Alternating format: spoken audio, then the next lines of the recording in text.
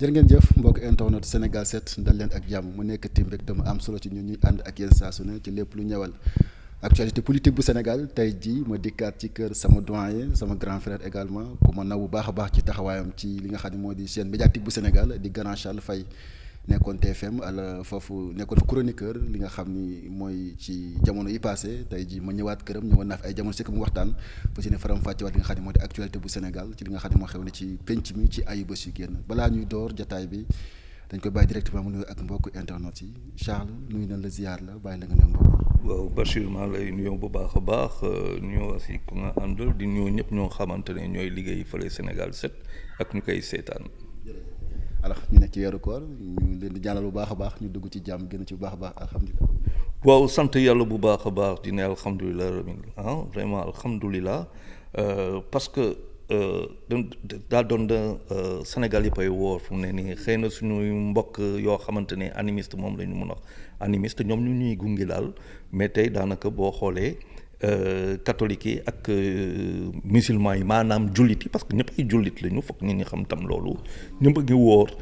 mu doon loo xamante ne moom à l'unisson communion bi moom fort na trop te ñaan yi aussi bëri na pour suñu réew gën a dem kanam kooku dañ koy rafetlu même bu dee si programme yu may gis yenn programme yi day daanaka daal am na loo xamante ne waroon nañ ko si def mais loolu xam naa fàtte la. alors doyen Charles ñu daal di song ponk bi amaana peut-être benn 45 minutes dañ koy dooree wàllum bilan lay doon at bii daaw di 24 mars 2024 la 54% de la population sénégalaise tabboon président de la République Bassirou Diomaye Faye en tant que 5e président bu Sénégal tey jii ñu ngi dégmal 24 mars 2005 un an boo xam ni atu yàlla 12 mois def na ko ci bopp réew mi tey en tant que ku yàgg càmbar actualité politique bu Sénégal premier grille d'analyse bi sur cette année bu nga xam ni jiite na ko réew. waaw mun nañ ne 54% yi ñu voté woon parce que am na ñu voté wul am na ñoo xamante ne lu mu tudd collège kii ko électoral bi ñëpp ñu waroon voté maanaam ñu fa newoon ñëpp voté wuñu donc si ñu voté 54% ñoo tànn donc bu ñu nee 54% de la population sénégalaise rapport bi du baax dañuy ne 54% ñoo xamante ni si ñu voté ñoo voté ba pare nag léegi la majorité des sénégalais nangul leen seen vote parce que tam noonu la ñu bindee suñu démocratie donc loolu moo amoon daaw te mu doon loo xamante ne lu rafet la woon pourquoi lu rafet la woon parce que Sénégal dafa jógewoon si ay jafe-jafe ay tolof-tolof instabilité politique mu am ay xeex yu dul jeex te adduna bi. ñëpp si àdduna bi dafa am ñoo xamante noonu dañu amoon yaakaar Sénégal tas am na ñoo xëy na ñoo xamante ne amoon nañ yaakaar boobu mu am ñeneen ñoo xamante ne dañu ragaloon Sénégal tas mu am ñeneen ñoo xamante ne dañu waxoon xalaat que Sénégal dina tas léegi nag sénégalais yi def loo xamante ne loolu lañ xam mooy maanaam ne teg élection yi ñëw ñu élire seen président ba daanaka buñ ko defee lan la Sénégal am si instant boobu maanaam si àdduna résonance bu mu am muy que képp ku ñu xam bu baax a baax ñu xam bu baax dañu ne lii bettuñu si Sénégal donc Sénégal màggal boppam sénégalais yi wanaat àdduna ñoom ñooy ñan ba nga xamante ne ñëpp ñu félicité si biir loolu bu ñu amee élection bi le 24 mars si ngoon sa carte confiance boo xamante ne Sénégal daf ko amoon envers ses partenaires les bailleurs au développement ñu doon ànd ak yow les institutions financières le circuit classique ak ñoo xamante ne ils sont dans la finance maanaam dans le circuit international de la dette de la finance privée ñooñu yëpp am pour Sénégal benn admiration ne la destination est bonne la confiance est établie ba nga xamante ne les obligations du Sénégal avaient augmenté dès le lendemain les obligations de la dette du Sénégal avaient augmenté dès le lendemain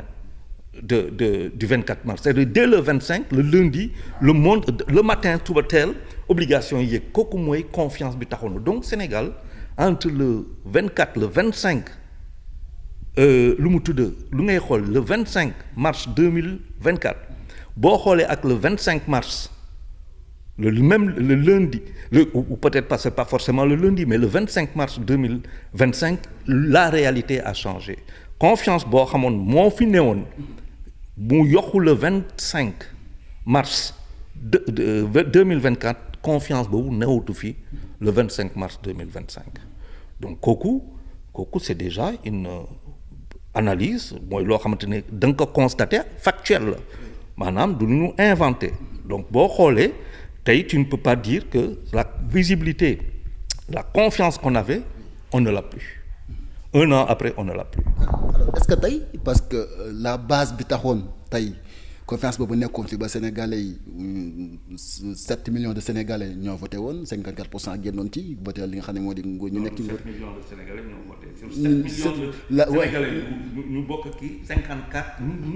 ñoo xamante ne ñoom ñoo dem. waaw fichier bi 7 millions ñoo ci nekkoon laa bëgg a wax voilà. waaw c'est sur la base. absolument nga xamante ne ñoom ñoo voté. d'accord merci de me rectifier pour ça. C'est très important absolument aussi. alors tey c'est sur la base de benn promesse électorale la li nga xam ne askan wi voté loon li nga xam ne ñoo ne ci nguur gi tey jii est-ce que jàpp nga ni tey ci un an yi passé promesse boobu am na lu ñu ci tenir am na lu des wala jàpp nga ni dara amagu ci. bon bu ñu waxee sur la base de la promesse rek la ñu voté pour le président Diomaye Faye je pense il faut nuancer pour moi il faut nuancer dafa am ñoo xamante ne dañu gëm projet bi ñu gëm projet bi man mooy la masse critique de Pastef ñoo xamante ne dañu gëm Pastef dañu gëm le leader Pastef ñooñu boo leen situé man si suma gis-gis romb nañ 1 million di dem 1 million 300 léegi si kaw loolu mu am ñeneen ñoo xamante ne dañu ñëw àndaale ak ñoom pour voter si biir ñoo xamante ne nag dañ voter dafa am la majorité yu gëm le projet si loo xamante ne Pastef moom la réaliser comme score mu am ñeneen ñoo xamante ne bëggatuñu fi woon gis du muy Macky Sall ak ñëpp ñoo xamante ne dañ ànd ak moom wala ñu fi jaaroon bëggatuñu leen gis mu am noo xamante ne jàmm moo tax xëy na ñu voté aussi parce que bu ñu fàtte que février 2021 ba élection yi Dakar foo tourné gendarme ngay gis ay gendarme ngay gis mu doon loo xamante ne def na gaañ nañu si lu bëri sénégalais yi ñoom loolu ñu sonn si la preuve dañ def élection le lendemain kan gisatul gendarme yi réew bi gisatoo lu bleu gisatoo ay voiture gendarme gisatoo dara donc dafay won lu bëri donc ñooñu bu ñuy voté ku si nekk yow yaa tax loola tax a jóg votel mais am na ñoo xamante ne te bu ñu fàtte aussi que président bu fi newoon muy président Macky Sall dafa bett Sénégalais yi bés boo xamante ne bés boobu la campagne électorale waroon door Macky Sall ñëw taxaw xool Sénégalais yi seen biir bët ne leen élection yi du am. reporté ko ne ñu bon dafa am koo xamante ne benn soxna la këyit yi baaxul affaire u kat xam nga yu demee noonu assemblée nationale taxaw si boppam ne affaire bi du am Sénégalais yi révolté wu parce que nag Macky venait de faire loo xamante ne en 64 ans d'indépendance et de vie politique du Sénégal c'était la première fois ñu gis ko kooku Macky moo am sañ-sañ def loolu donc sénégalais yu bëri ñu mel ni man nii ak ñeneen dañ ne mais non mënoo def loolu ce n'est pas possible mënoo ñu toog manquer respect non mënoo ñu trahir parce que dafa am loo xamante ne da nga ko fi wax da nga jurer da nga te prêter serment mais mënoo ñu def loolu donte mën na nangul yoo xamante ne def nga ko du point de vue matériel mais mënoo ñëw nii def ñu loolu ce n'est pas possible quoi qu'il en soit tu ne peux pas reporter d'abord ton mandat est fini def nga sa ñaari mandat jeex na mais demal sa yoon organisel te demal sa yoon defe naa sénégalais yëpp prenant compte de tout ça lañ jël majorité bi ak ñoo xamante ne nag macha allah ils sont quand même assez nombreux mooy waa PASTEF gëm le projet PASTEF ñu jël 54% yi jox ko Diomaye. est-ce que jàpp nga am na ci réalisé gul wala. les promesses. Oui. Il y a eu beaucoup de choses yoo xamante ne dañ ko wax te man jamono yu may toog di waxtaan di dem ci télé di wax yenn yi waxoon naa lu ma xamul du ma ko wax. lu ma xam ba xam ko. waaw lu ma xamul du ma ko wax du ma jaay ngelaw lu ma xamul damaa ne teg ko won ma yoon am na loo xamante ne waxoon nañ ko ma toog ne déet du demee noonu. parce que dama yàgg ne Sénégal est-ce que nit ñi ils font attention que 500 000 personnes motul 500 000 personnes yoo xamante ne dañuy fay impôt réellement maanaam retenue à la source ak yu demee noonu motuñu 500 000 si réewu 18 millions d'habitants loolu dafa doy waar c'est même pas 10 xool boo defee 10% c'est 1,8 million 10% 1% c'est 800 000. Ça veut dire moins d'1% de la population mooy contribuer de manière réelle ma ne leen réew bu mel noonu dafay jafe parce que économie endogène bi taxawul ñu bëri liggéeyuñu loolu lay won ñu bëri liggéeyuñu mbaa mënuñu liggéey mbaa ay ndaw lañu te xoolee ndaw yi bëri nañu ak yu demee noonu ma ne loolu mënul ne beneen affaire bi ma constaté que de janvier 2024 rek président Macky Sall dafa yokkoon salaire yi yokku dépassé de 100 et quelques milliards affaire bi dem ba ay 130 milliards ba àgg tey 131 milliards réew bi antanul loolu sans compter lu mu tudd le service de la dette entre 130 et 150 milliards yoo xamante ne nga war a fay par mois waxatuma la le fonctionnement de la dette non waxatuma le fonctionnement mooy oto yi essence ga kayit yi signature déplacement loolu yëpp waxatuñu loolu nga war a am loo xamante ne moom mooy l'investissement public qui tourne autour de 20% du budget bon bu ma xoolee loolu ma ne leen non mais attends ñii xamuñu li leen di xaar moi je le savais avant je suis désolé wax naa ko fii ñii xamuñ ñi léegi nag ba ma ne leen j'espère que seen solution rek du impôt il faut trouver autre chose et kooku ku seetaan quartier général boo xamante yu may mujjee def ku seetaan di nga dégg wax boobu ku seetaan loo xamante ne donc je ne suis pas surpris par contre am na fi ay wax yoo xam ne boo xamul bul wax beaucoup de choses ont été dites moi ça m'étonnait parce que dama ne mais attends soit xamoo état parce que yaa ngi si benn segment état nga nekk mais xamoo état état foog nga dugg si biir pour nga xam ko état foog nga dugg si biir pour xam lan mooy état mun nga jàng état mun nga jàng les sciences politiques mais quand tu viens dans le réel fa ngay comprendre lu bëri fa ngay comprendre que le président Macky Sall a mis la barre haut ça il faut le dire loolu tax ma ne woon dinañ ko rëccu parce que fu mu tegoon barre bi moi je me demandais comment il faisait il y avait une ingénierie financière est-ce que jaar na yoon est-ce que jaarul yoon mais est-ce que tu peux reprocher à Macky Sall d'avoir mis le pays très haut d'avoir hissé la barre très haut donc les erreurs on peut en faire et tout ça mais moi j'avais dit il fait qu'est-ce qui est en train d'être fait pour que Sénégal tollu fi pour que may gis ay investissement léegi nag ci biir loolu là où je n'étais pas fort loo xamante ne dafa abonde loo xamante ne ànduma ci mooy waxuma la immatériel bi rek mais ci biir certains montages me semblaient compliqués suspicieux certains montages ak yu demee noonu mais awma la véracité mënuma ci sori du dëgg les rapports viennent toujours après bon les rapports que tu as boo demee ba toog rapport yu ñu doon liggéey ça veut dire que ñun en tant que journaliste ba 2024 rapport yu ñu doon liggéey dañu ñëw ne ñu rapport yi benn baax aussi xam nga loolu la ñu wax donc ça veut dire que nous on a traité sur du faux on a travaillé sur du faux loolu la ñu wax bon ñu ñëw ñu ne ñu rapport bu baax bi mooy bii génn léegi te si biir rapport bi génn mu am benn décalage bu waxuma la extraordinaire ça veut dire c'est le jour et la nuit si lan la ne ah non la dette attention tu es à 99 près de 100% du PIB l'encours de la près de 100% du PIB ba romb ko si lan la ne bon en ce qui concerne le déficit budgétaire il a dépassé les 10% il est là dans les 12% yow nga toog nga xool ni nga ne bon ok waaw mais wax boobu am résonance internationale ak ay impact yu doy waar et c'est ça qui a tout changé parce que nga réew nga am bor boo xamante ne c'est à 100% de ton PIB wala 200% de ton PIB boo demee États-Unis c'est à 100 si je ne me trompe pas c'est à 112% du PIB américain boo demee France c'est à 103% du PIB français donc bor bi moom bu yaboo mun nañ ko fay dans 100 ans 500 ans 600 ans ça c'est pas le problème parce que nous sommes dans un monde tey ku xool adduna bi lu mu tëddee nii boo xoolee entre Poutine ak Trump comment ils sont en train de redessiner monde bi ku si nekk si say intérêt bopp say intérêt Russie first America first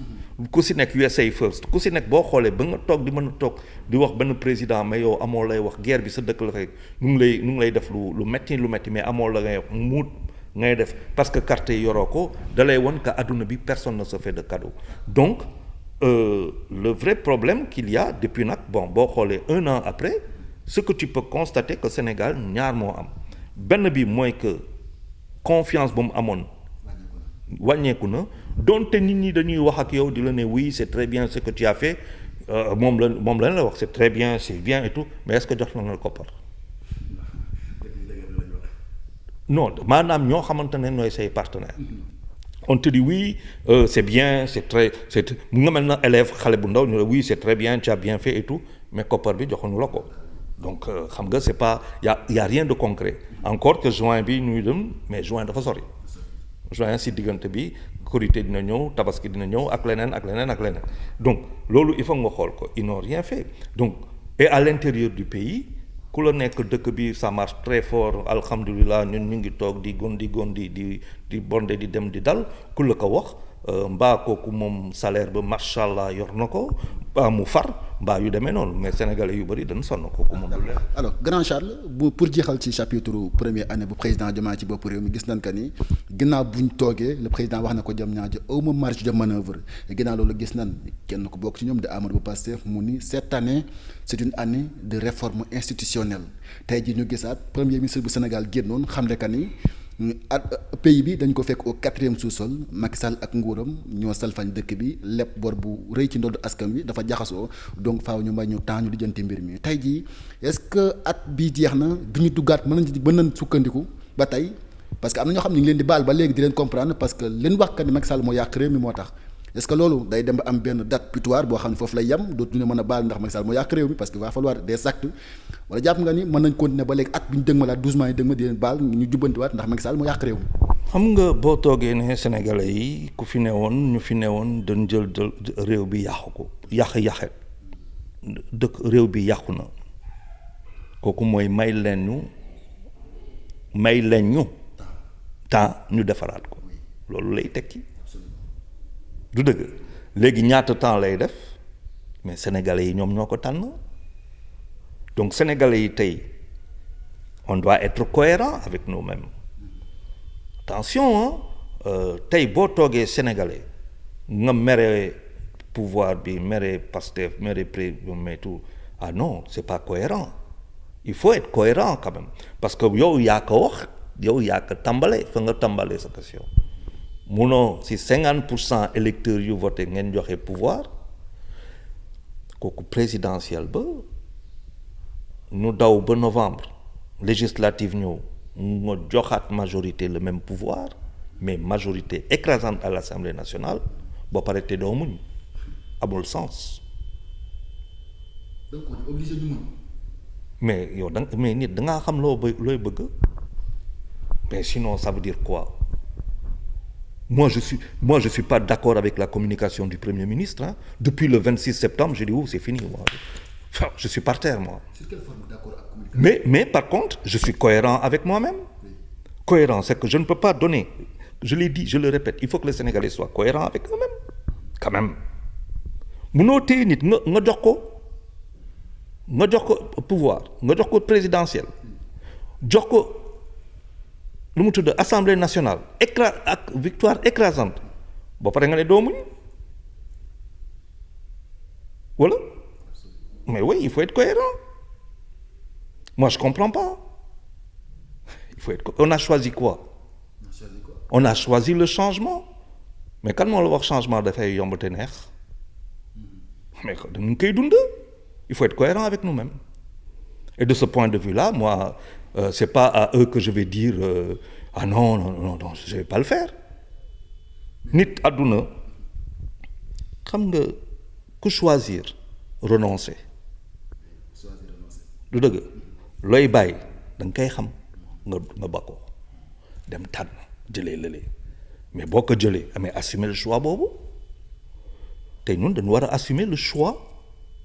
du pouvoir mais oui ñun ñoo ko tànn ñoom ils partent avec loo xamante ne seen arme la ñoom loolu mooy seen arme. mais l'arme bu ma jëlee benn pàcc ci arme bi Macky Sall moo yàq est-ce que mën na continuer jusqu'à 2 ans à 3 ans. mais écoute c'est ça la démocratie hein on a fait un choix il faut l'assumer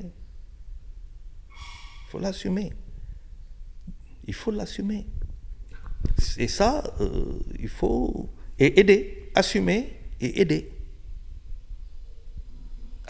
et aider parce que Sénégal dootul le Sénégal bu ñu amoon ce ne sera plus jamais le même Sénégal loolu ku dégg yenn waxi ni tey Sénégal yenn waxin yoo xamante ne man musuma xalaat Sénégal que dinañ ma laal si loolu di laal loo xamante ne c'est fondamental c'est sacré pour moi tey moom la ñuy jël di ko wax ku ko neex am loo xamante ne yaa ngi koy wax laal nit ñi si lu ñu gëm si lu ñu bëgg te dara du la si fekk nga xamante ne Sénégal xamoo sax projet bi est-ce que ban projet lañ lay teg nga xam ne Sénégal bi changé na il faut assumer ces changements là il faut l'assumer. alors grand Charles foofu laay tëjee chapitre boobu nar naa am naa ci benn brèche tey gis naan ñenn bokkoon ci nguur gi di le directeur des moyens généraux